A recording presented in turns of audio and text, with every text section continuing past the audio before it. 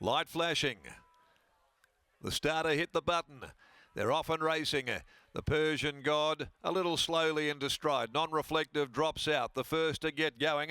Western Splendor with early speed. Likewise Axopar. Driving across, Godspeed came out with the running shoes on and will look for the lead. Godspeed trying to cross in front of Western Splendor. Axopar going forward also here on the outside as they settle down. Flying Temptation going into the first corner.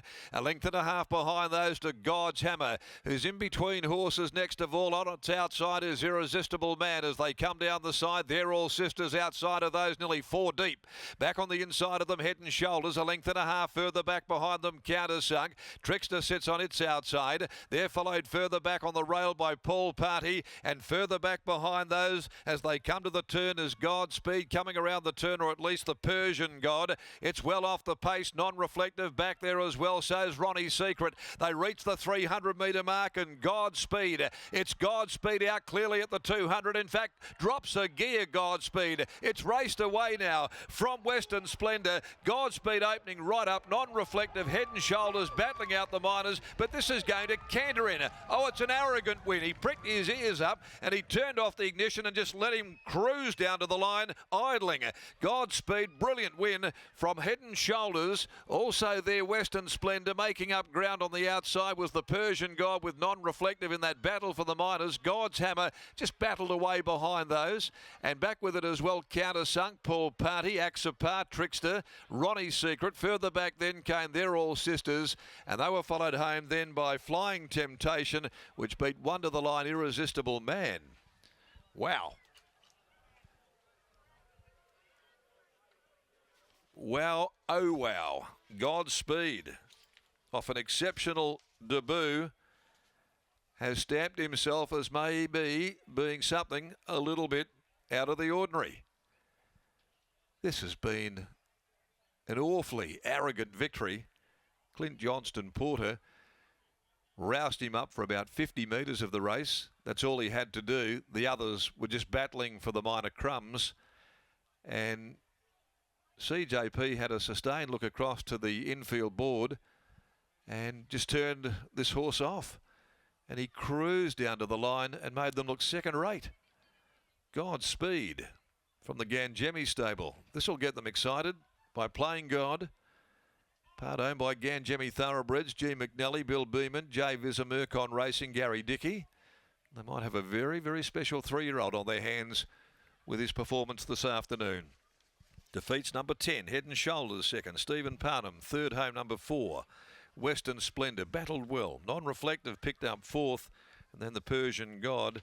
But further back in the field there, God's Hammer just never really let down. It battled away in behind them without having any great impact and was tested over the final stages. The story is Godspeed, and it wins by a length and 3/4. It could have been 6 if he'd wanted. A length second and third in 1:18.12, 35.97 the sectional. But that is an exceptional performance at its second career run only.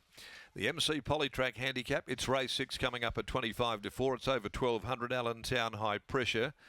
The scratchings out of the next on the card. The Gangemi boys, Chris down there here with another stable rep waiting on the arrival of Godspeed, who's heading back with the clerk of the course at the moment. Lockie, let's go down there with you, and that was almost breathtaking. What a win, Darren, as Michael Gangemi, co-trainer of this really impressive 3-year-old, joins me now. Mick, congratulations on the victory. I guess it's fair to say he's come on a little bit since that debut run. Oh, yeah, he was massive, his first start, mate. We couldn't have been prouder of the horse, and he did everything but win. And you know, when you're having your first start and you tramp wide the whole way and cover the whole field, hit the front under a hold, then put a gap on him, and we'll stiff to have a really good filly run us down late. But yeah, he's experienced. He jumped cleaner today.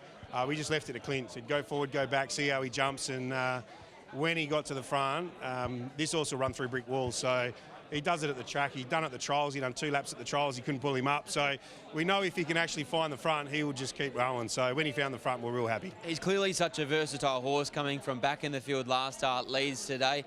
Is he a sprinter or is he a miler? What's the future look like for him? He'll go to the paddock now. We always had a plan to come back for the Guineas prep. If he'd won first up, he would have gone out then. So he's still got some growing to do. He's only a little horse, but he's going to strengthen up, and can't wait to get him back as a later 3-year-old for a Guineas prep. And as I said, he'll just go all day. Like he'll run through brick walls. Horses with a racing pattern like his at Ascot are great to watch. Kicking clear at 1,400 metres or maybe even a mile like a WA Guineas. He's going to be hard to run down with that tactical speed. Yeah, as long as he jumps like he did today. First up, he missed it a length and got back and tracked around him and then went and had a kick. And yeah, he's just come on so much from then, and he's just learning. He's a smart horse, and can't wait to get him back for the carnival. You must be wrapped with how the stable has been going over the last couple of months. You've really found form. Yeah, mate, really happy. We've worked a system out where we spend half the year out the Swan Valley and half the year in at Ascot. So it seems to be working. The horses are thriving and loving it, and we're having a lot of fun at the moment. Now, usually you're celebrating with the owners as we speak, and I'm catching up with your brother. Where's Chris? Why am I not speaking to him? Chris has got an old footy injury. His front tooth come out, and he got them knocked out when he was a young kid, and he's got to get them fixed. So he doesn't want to put his mug on camera missing a tooth. Well done here. Thanks, buddy. There's Michael Gangemi. Yes, Chris Gangemi looks like he belongs on the Hangover movie, but here's Clint Johnson-Porter with Scotty. Clint Johnson-Porter joins us now. Portsy, this horse is really exciting. Yeah, look, I hate getting excited about young horses because you can never know what they can turn into, but look, it doesn't get much better than that. I'm just more happy to see him put 2 runs together. Always knew there was something under the hood, but knowing that much gets me a little bit excited. Obviously, nobody missed his debut performance. He was run down late by a good one, but reading between the lines, it sounds like you and even the stable believe that he probably still waited for them.